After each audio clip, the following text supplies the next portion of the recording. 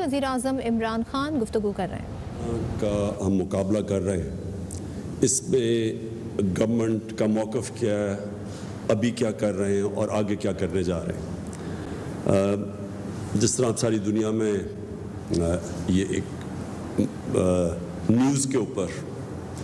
صرف ایک ہی چیز ہے، کرونا، اور یورپ کے اندر جس طرح کے حالات ہیں وہ آپ سب کے سامنے ہیں، امریکہ میں جیسے حالات ہیں، تو جو ایک نئی چیز چل رہی ہے جو پہلے نہیں تھی وہ یہ کہ اب وہ ملک جدھر دن میں 500 لوگ مر رہے ہیں اور امریکہ جدھر تقریباً 2000 سے زیادہ دن میں لوگ مر رہے ہیں، وہاں اب جو ڈیبیٹ چل رہی ہے وہ یہ کہ کیا ایک طرف ہم نے کرونا سے بچانے کے لیے لاک ڈاؤن کیا ہوا ہے اور دوسرا لاک ڈاؤن کی وجہ سے جو ایک معاشرے پہ جو اثرات آ رہے ہیں معاشی طور پہ،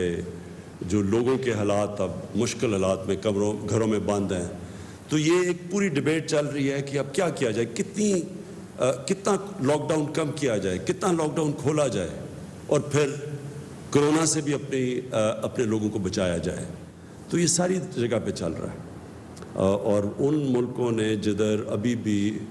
کئی 500-600 لوگ دن میں مر رہے ہیں،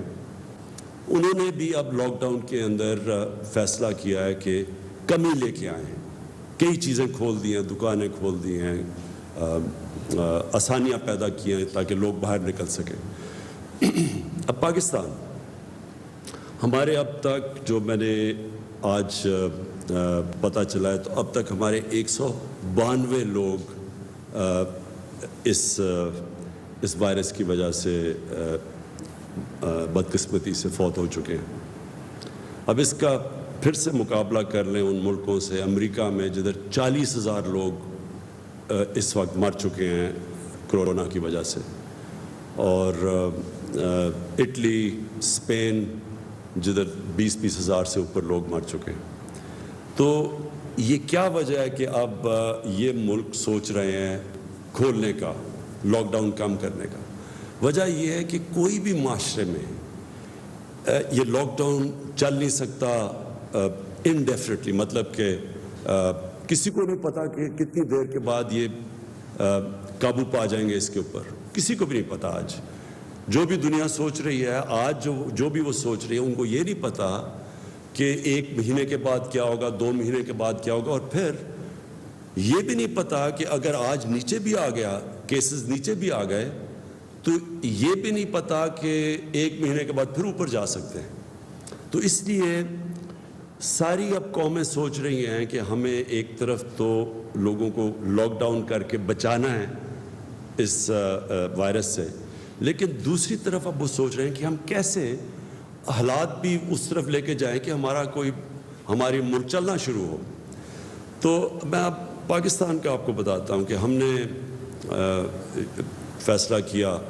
کہ سیمنٹ انڈسٹری سے شروع کریں، اور پہلے وہ ہم نے کھولی سیمنٹ انڈسٹری، پھر ہم نے کنسٹرکشن اب کھول دی ہے، اور ہم اب سوچ رہے ہیں کہ آہستہ آہستہ، اور یہاں حماد اظہر بیٹھے ہوئے جو انڈسٹریز کے منسٹر ہیں، اور یہ میں آپ کو بتاؤں کہ ہمارے جو صبح میٹنگ ہوتی ہے اسد عمر کرتے ہیں، یہ جو ہمارا نیشنل سینٹر بن چکا ہے کمانڈ اینڈ آپریشن کا، اس کے اندر سارے صوبوں سے ڈسکس کر کے تو اب ہم اس کو آگے بڑھا رہے ہیں کہ ہم کیسے اپنے ملک کو آگے چلا سکتے ہیں۔ میں پھر سے آپ سب کو بتا دوں کہ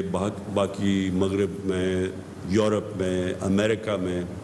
ان کو مسئلہ اپنی اکانومی کو ٹھیک کرنے کا ہے۔ ہمارا مسئلہ یہ ہے کہ ہماری اکانومی جس طرح مشکل میں اب پھنس گئی ہے اور حالات برے ہیں، ہمیں اپنے لوگوں کو غربت سے بچانا ہے، اور غربت اور بھوک سے، تو ہمارا چیلنج ان سے زیادہ بڑا ہے، اور اس لیے ہم اپنے ملک کو سامنے رکھتے ہوئے یہ مسلسل آپس میں ڈیبیٹ کر رہے ہیں کہ ہم کیسے اپنے لوگوں کے لیے آسانیاں پیدا کر سکتے ہیں۔ تو اس کے بعد ہمارے اسد عمر بھی آپ سے بات کریں گے جو کہ نیشنل کمانڈ میں سارے صوبوں سے کوآرڈینیشن کر کے چل رہے ہیں۔ حماد آپ کو انڈسٹری کا بتائیں گے، جو ہمارے پاکستانی باہر پھنسے ہوئے ہیں، اور یہ ہم سب کو بڑا تکلیف ہے کہ ہم ان کو جلدی ملک میں نہیں لا سکتے، اس کے لیے معید آپ کو بات کریں گے۔ ڈاکٹر فیصل آپ سے، جو کہ اس وقت کرونا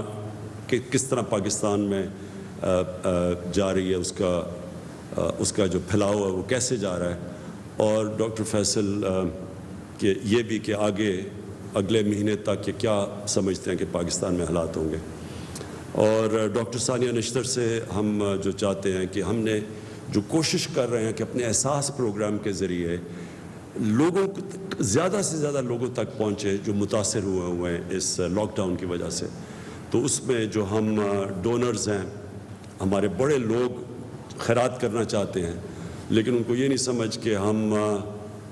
کدھر مدد کر سکتے ہیں، تو ہم ایک پورا پورٹل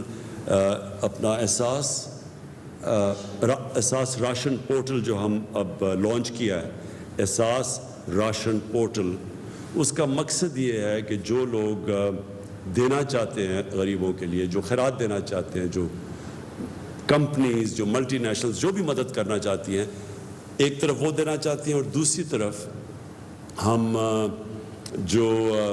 مستحق لوگ ہیں ان کا پورا ڈیٹا اکٹھا کر رہے ہیں، اور اس کے اندر جو بڑا اس کو متنازع کیا جا رہا ہے، جو ٹائیگر فورس ہے ہماری، اس ٹائیگر فورس یہ ایک رضاکار فورس ہے، ان کو کسی کو پیسے نہیں ملیں گے۔ ایک تو مجھے اپنی اپوزیشن پہ کئی دفعہ حیرت ہوتی ہے، وہ ہر جگہ سمجھتے ہیں کہ کوئی پیسہ انوالوڈ ہے، یہ رضاکار فورس ہے، یہ پیسے نہیں، یہ ملک میں جذبہ رکھ کے آئے ہیں یہ لوگ، یہ ہماری مدد کریں گے، یہ جن پر ہم نہیں پہنچ سکتے یہ وہاں جا کے لوکیٹ کریں گے کون سے لوگ ہیں جو مستحق ہیں، اور ان کو بھی پورٹل پہ ڈالیں گے۔ ان کو کام ہوگا، پیسے ان کو نہیں دیں گے، یہ ان کو پورٹل پہ ڈالیں گے۔ یہ جو ہمارا بن رہا ہے، جو کوآرڈینیٹ کرے گا، جو کنیکٹ کرے گا، جو بھی پیسے جو بھی راشن دینا چاہتا ہے، اور جو مستحق لوگ ہیں، یہ صرف ان کو اکٹھا کریں گے۔ کوئی اس میں یعنی صرف یہ سمجھنے کی بات ہے کہ اس کے اندر یہ جو ہماری رضاکار فورس ہے، یہ صرف ملک میں مدد کرے گی تاکہ یہ اثرات جو لاک ڈاؤن کے ہیں، یہ بڑے لوگوں کے اوپر، خاص طور پہ جو ہمارا کمزور طبقہ ہے، اس کے بڑے مشکل حالات ہیں، تو ان کی مدد کے لیے۔ میں دوسری چیز جو بات کرنا چاہتا ہے آج، وہ اس کے اوپر بھی کئی جگہ کے اوپر بات کی جا رہی ہے کہ باقی مسلمان دنیا میں مسجدیں بند کر دی ہیں، تو پاکستان میں کیوں نہیں ہم نے مسجدیں بند کی؟ سب سے پہلے تو میں یہ کہنا چاہتا ہوں کہ دیکھیں، ہم ایک آزاد قوم ہیں۔ مجھے بڑا برا لگا جب میں نے دیکھا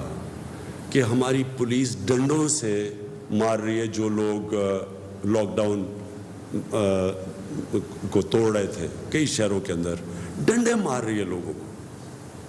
اور پھر میں نے تصور کیا کہ ہمارا رمضان ایک عبادت کا وقت ہے، ہماری قوم مسجدوں میں جانا چاہتی ہے، عبادت کا ایسا ٹائم ہے کہ لوگ اللہ کے قریب، اور لوگوں کا ذہن بنا ہوا اس طرف۔ اب کیا ہم ان لوگوں کو زبردستی کہیں کہ آپ مسجدوں میں نہ جائیں؟ اور کیا اگر یہ مسجد میں جائیں گے تو پھر پولیس نمازیوں کو پکڑ کے جیلوں میں ڈالے گی؟ یہ ایک آزاد معاشرے میں ایسی حرکتیں نہیں ہوتی۔ آزاد معاشرے میں ہم لوگوں کو ساتھ ملاتے ہیں، اور آزاد معاشرے میں لوگ اپنی آزاد سوچ سے پھر فیصلہ کرتے ہیں کہ ملک کے لیے کیا چیز بہتر ہے اور کیا نہیں ہے۔ میں آج اس ساری قوم کو کہنا چاہتا ہوں کہ یہ جو کرونا کی جنگ ہے، یہ سارا ملک لڑ رہا ہے، یہ کوئی فرق نہیں کرے گی امیر غریب میں، طاقتور کمزور میں، یہ کسی کو بھی ہو سکتی ہے۔ اس لیے ضروری یہ ہے کہ ساری قوم خود اس جنگ میں شرکت کرے، تب جیتی جائے گی۔ اگر لوگ نمازی جانا چاہتے ہیں اور ہم ان کو روکتے ہیں، اور ہم پھر پولیس کھڑی کرتے ہیں، پھر ہم جیلوں میں لوگ ڈالتے ہیں، یہ آزاد قوم ایسی حرکتیں نہیں کرتی۔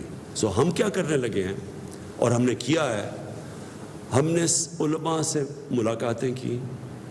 ہم نے پہلے ان سے بڑی دیر تک مشاورت کی۔ پریزیڈنٹ ڈاکٹر عارف علوی نے ان کے ساتھ بیٹھ کے پھر ایک طے کیا کہ کیا شرائط ہوں گی جس طرح جن شرائط کے اوپر ہم مسجدیں کھولیں گے، 20 نکات کے اوپر سارے علماء نے سائن کیا، اور اس میں یہ ہے کہ ہم وہ ساری جو ہم فیکٹریاں کھولیں گے یا جو ہم یہ کنسٹرکشن میں کھولیں گے، ہر کو ہم نے کہا ہوا ہے جو بھی فیکٹری کا مالک ہوگا یا جو کنسٹرکشن سائٹ کا جو بھی انچارج ہوگا، ہم نے سب کو کے لیے SOPs، یعنی ہم نے ان کو یہ بتایا ہوا کہ کیا کیا کنڈیشنز آپ کو فالو کرنی پڑیں گی۔ اسی طرح ہم نے اپنے علماء کے ساتھ بیٹھ کے فیصلہ کیا ہے کہ جب اگر لوگ مسجد میں جانا چاہتے ہیں تو یہ ان کو سٹیپس لینے پڑیں گے جو 20 نکات ہیں۔ میں تو اپنے سارے جو پاکستانیوں کو کہنا چاہتا ہوں کہ اس رمضان میں